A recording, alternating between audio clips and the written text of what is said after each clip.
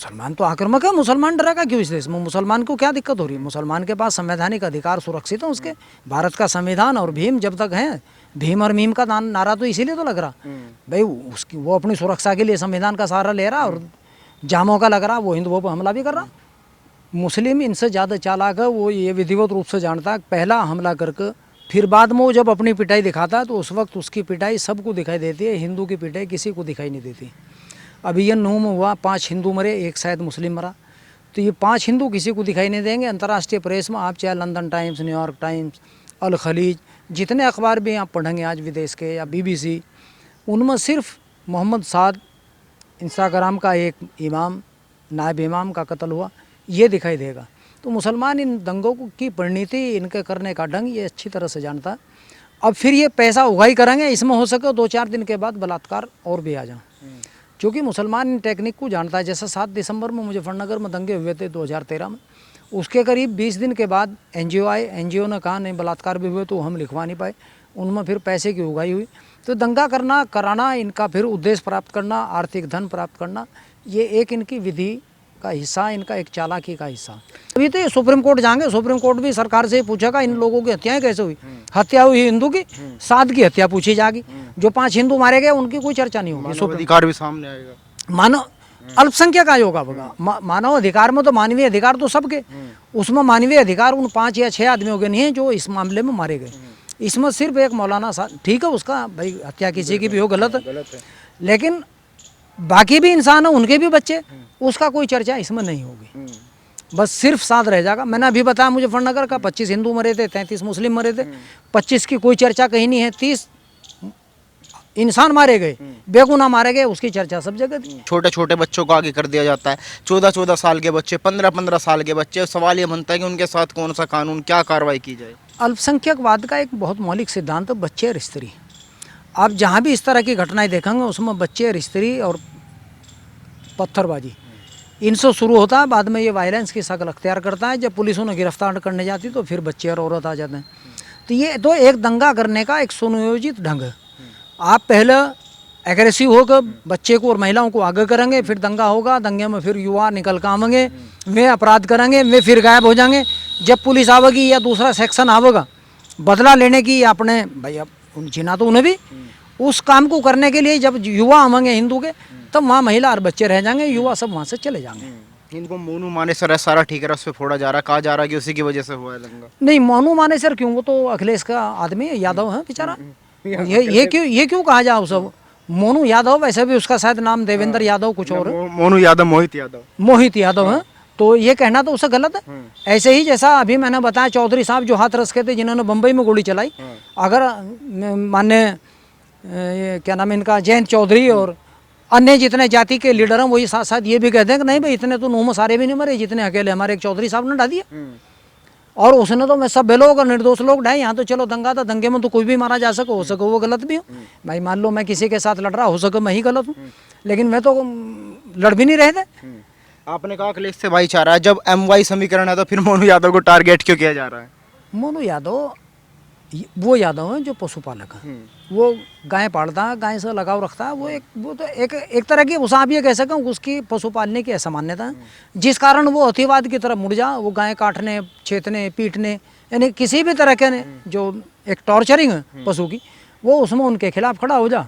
वो हम ठीक है, वो डंडा चलाता होगा, भाई मैं क्या कह सकूँ इसके बारे में, लेकिन वो हत्याएं करता है ये निश्चित नहीं किया जा सकता, क्योंकि इसका निर्णय तो अंतिम रूप से न्यायालय का। आपकी नज़रों में पूरी घटना का जिम्मेदार किसको मानता है? क्योंकि मीडिया तो ये कह रहे हैं कि मोनू मानेसर की वजह से घटना हुई। नहीं, मोनू मानेसर क्या, वहाँ से एक मामन लादेन है, मामन लादेन भी कम नहीं है, वो तो विधानसभा में कह रहा था कि हम प्याज की तरफ पटका देंगे।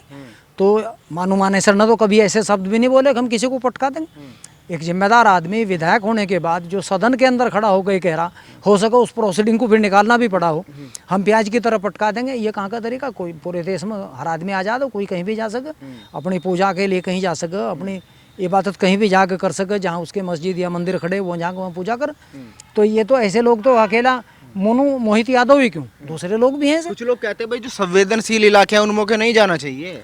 नहीं, संवेदनशील इलाके किसने घोषित किए? प्रशासन। जब प्रशासन को ये पता कि संवेदनशील इलाके, तो उसे शांतिपूर्वक बनाने के लिए उसकी व्यवस्था को बदला, वहाँ पुलिस चौकी खोला, वहाँ पुलिस की व्यवस्था अस्थायी रूप से कर। ये कहाँ शासन के लिए कहाँ लिखा कि कोई भी संवेदनशील क्या? आप वहाँ पुलिस फोर्स बढ़ाओ, उसकी संवेदना को खत्म करने के लिए उनके कानून की व्यवस्था ऐसी, कानून के डंडे की, कानून का डंडा तो सबको लाइन पर ला दे। साई जी, हिंदुस्तान में हिंदू बहुसंख्यक होकर भी पिट क्यों रहा है? इस दुर्दशा के पीछे क्या कारण दिखाई देता है? जातीय विभाजन। अभी देखिए कितनी विचित्र बात, किसी जाति विशेष का नाम लेना, लेकिन वो सबल है उसलिए कोई उस पर मुझे SC/ST एक्ट तो लगना नहीं। जाट जो इस पर सख्ती लगा रहे, साहब हम इसमें इन्वॉल्व नहीं है, हमारा कोई हिस्सेदारी नहीं है।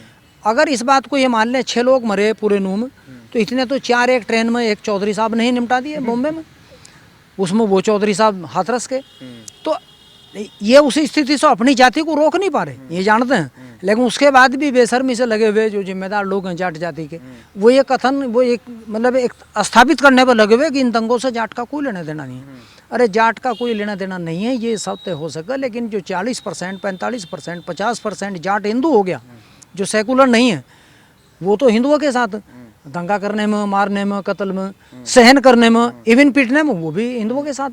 तो इनके कहने से, इनकी कथनी और करने का कोई अर्थ नहीं है। नहीं, उनका तो भाईचारा है ना, जो बचे हुए आपने बात की, वो तो कहते हैं कि भाईचारा है, भाईचारा निभाएंगे, भाईचारा नहीं टूटने देंगे। मैंने ये कहा जाट मान ले, सी स्पष्ट बात है, अगर वो 30% भी जाट है, इससे ज़्यादा नहीं है, तब भी मैं 70% जाट उन्हें रोक तो नहीं पाते। मैं 7 सितंबर 2013 के दंगों का बताऊं, लिसाड़, बाहुड़ी, कुटबा कुटबी, जहाँ भी मौका लगा, इन्हीं जाटों ने जो 30% इन्हें बता रहे कि ये हिंदू हैं, इन्होंने सारे मुसलमान, सारे गांव खाली करा दिए थे। तो 70% कहाँ थे? तुम उनके साथ क्यों नहीं मरे? इनका कोई अस्तित्व नहीं है, ये सिर्फ अपना एक राजनीतिक रूप से गला साफ करना, जो चुनाव लड़ने के, चुनाव लड़ाने के, इस तरह की पार्टीबाजी में काम करने के अभ्यस्त हैं। वे इस तरह के प्रोपगंडे पर लगे हुए, साहब हम हिंदुओं के साथ नहीं, हम इस दंगे के साथ नहीं। दंगा ना उनसे पूछ को होता, और ना ही कभी किसी के खिलाफ आक्रमण पूछ को होता। मुजफ्फरनगर में दंगे में 25 हिंदू मरे थे, 33 शायद मुस्लिम मरे थे।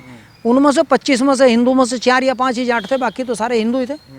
तो ऐसा ही वहाँ निकलेगा। हिंदू तो आपस में, अभी आप 6 महीने भी नहीं हुए जब गुज्जर और राजपूत एक अलग अलग फ्रंट पर खड़े थे। वो मीर भोज में वो कह रहे थे हम गुज्जर हैं, वो कह रहे थे ठाकुर हैं। उसके बाद भी यहीं रह रहे, दंगे में फिर एकत्र होने के आरोप लगाएंगे, अगर साहब हिंदुओं ने हमला कर दिया। हिंदू तो गुज्जर भी, हिंदू राजपूत भी, हिंदू 30% सही, भले ही जाट भी, तो हिंदू तो सब है। ये अकेला इनके धर्मनिरपेक्ष कहने से ये हिंदू समाज आज की तारीख में टूटने की स्थिति में नहीं है। आपको नहीं लगता पहले सब कुछ ठीक ठाक था? पहले पत्थरबाजी नहीं होती थी? नहीं, पहले गोलीबाजी, मुस्लिम एक थाली में बैठ के खाता था। 1980 का दंगा कांग्रेस के टाइम में हुआ, एक थाली में बैठ कर मुरादाबाद ईद के दिन खा रहे थे। 1986 का दंगा भागलपुर बिहार में हुआ। तो ये तो चेन है। 1986 का दंगा मेरठ का, 1984 अलीगढ़ का, पूरे देश में दंगे पहले से होते आए। जब कांग्रेस की सरकार थी तब तो कोई थाली में बैठ कर कोई बिखराव नहीं था।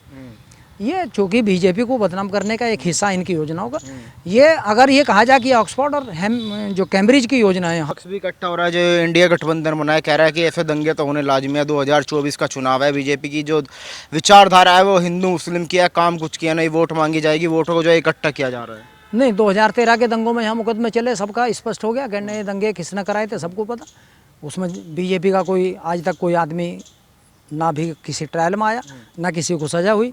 तो ये भी कंफर्म हो गया जितने दंगे थे सभी के झूठे थे, उसमें में छूट गए। ऐसा ही जहाँ भी होंगे दंगे इस तरह से, चूँकि निर्णित होना तो आखिर में न्यायालय का काम है, तो वहाँ से वो कैसे छूट, जहाँ करीब ये केस सच्चे नामजद किए जाएँ। अभी तो इस समय हिंदुओं को की नामजदगी देखना, बहुत लंबी लिस्ट बनेगी। 7 के मामले में भी अभी और जगह भी ये इस तरह के झगड़े कराएंगे आसपास में। इस सब में किसी न किसी विपक्ष का सोची समझी योजनाओं का हिस्सा कांग्रेस, जैसा बीजेपी को ये कन्फर्म है सत्ता में दोनों जगह केंद्र राज्य में है, तो उन्हें बदनाम करने का सारा आरोप जो है वो वर्तमान सरकार के खिलाफ जाएगा।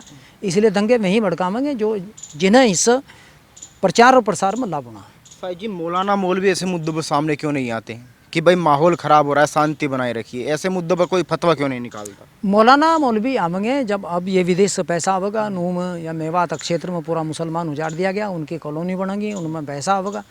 ये एक अच्छी राष्ट्रीय, उनकी अपनी एक आय का साधन है। दंगे में पैसा आवेगा, उस पैसे का बंदरबांट किया जाएगा, कुछ पीड़ित के नाम पर उन्हें दे दिया जाएगा, बाकी सब लोग ये लोग खा जाएंगे।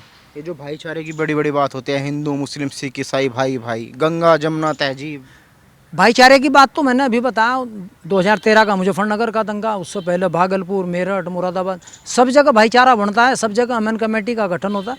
उसके बाद भी वो कमेटी कभी आज तक कारगर साबित नहीं हुई, ना वे आगे भविष्य के दंगे रोक पाई। हाँ, एक फ़र्क है, गुड़गांव, चूँकि एक गुड़गांव का क्षेत्र, मेवात क्षेत्र, हरियाणा में इस तरह के दंगे 1947 के बाद अभी ये प्रारंभिक चरण, ये अभी और बढ़ने दो।